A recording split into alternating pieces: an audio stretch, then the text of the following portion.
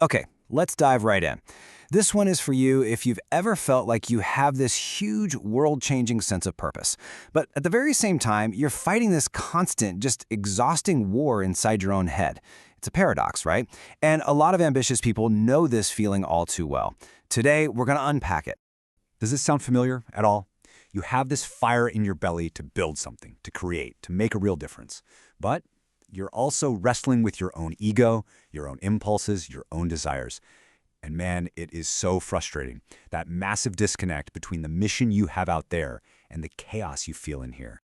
You know, there's actually a name for this feeling. It's called the purpose paradox. It's that strange, jarring sense that the bigger and more important your calling feels, the more intense and messy that internal battle becomes. It's kind of like you're trying to build a skyscraper during a hurricane that's happening inside of you. And this really shows you the two sides of the exact same coin. On one hand, all that inner fire, that is an engine for innovation. That hunger for progress is what fuels these massive, incredible visions. But on the other hand, that same energy can feel like a huge spiritual liability. It pulls you toward pride, toward control, and it's just this constant, draining fight. This quote from the source material just nails it. It's that feeling, you know? You feel like you've been given this grand mission, this really important job to do. But then you look at your own flaws, your own weaknesses, and you just feel completely ill-equipped. It's like being asked to build a starship with a hammer and some duct tape. So, what's our first instinct, especially if you're a builder or an entrepreneur? Well, you treat it like an engineering problem. You try to fix it. You try to debug your own human nature, to wrestle all those impulses into submission. But here's the thing. That strategy, it is destined to fail. The harder you fight, the more broken you feel. But what if we've been looking at this all wrong? I mean, completely backward. This is the moment where that old way of thinking just shatters. Let's explore a totally new perspective on why we're designed this way. So after years and years of this struggle, you eventually hit a wall, and you ask this desperate question. This intense fire inside me, this desire for more success, more recognition, more control, is it a bug? Is it a fundamental flaw in my system? Does it actually disqualify me from my own purpose? And the answer that comes back is just stunning. It's so simple and so powerful. Absolutely not.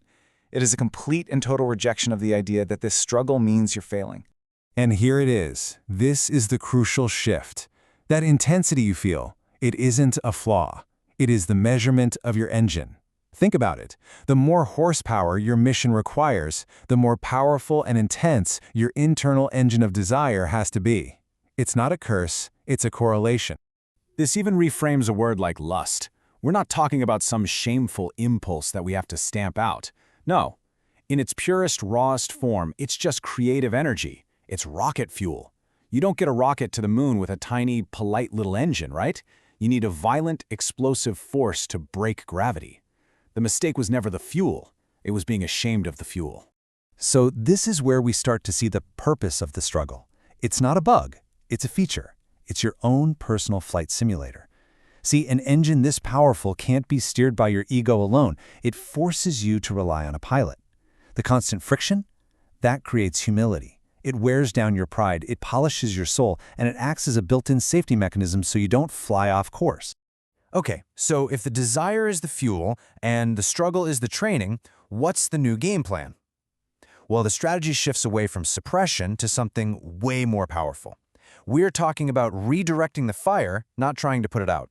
The goal is not to become passionless, not at all. It's to take that same powerful energy and just aim it at a higher target.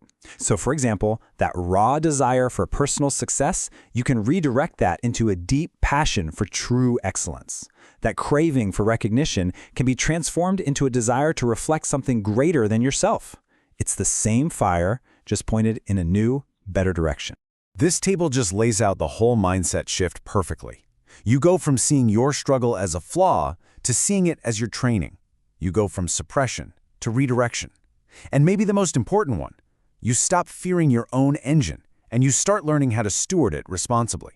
The shame just evaporates when you realize that even your weakness has a purpose. So, to bring this all home, let's land on one final, really powerful metaphor.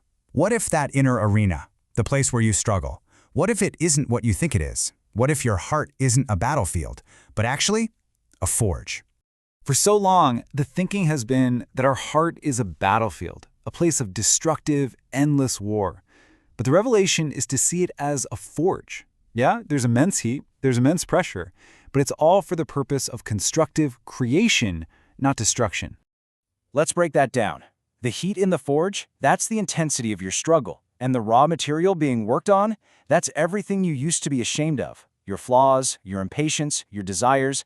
In this process, a master craftsman uses that fire to purify the material and hammer you into a tool that's actually fit for your mission. And this matters because seeing it this way stops that burnout cycle. It turns a draining war into a sustainable, creative process. And this brings us to the real opponent in all of this. The true enemy was never your desire. It wasn't the high horsepower engine. The true enemy is shame. Shame is the tool that makes you afraid of the very engine you were given to fulfill your purpose. It's what convinces you to keep your rocket sitting on the launch pad.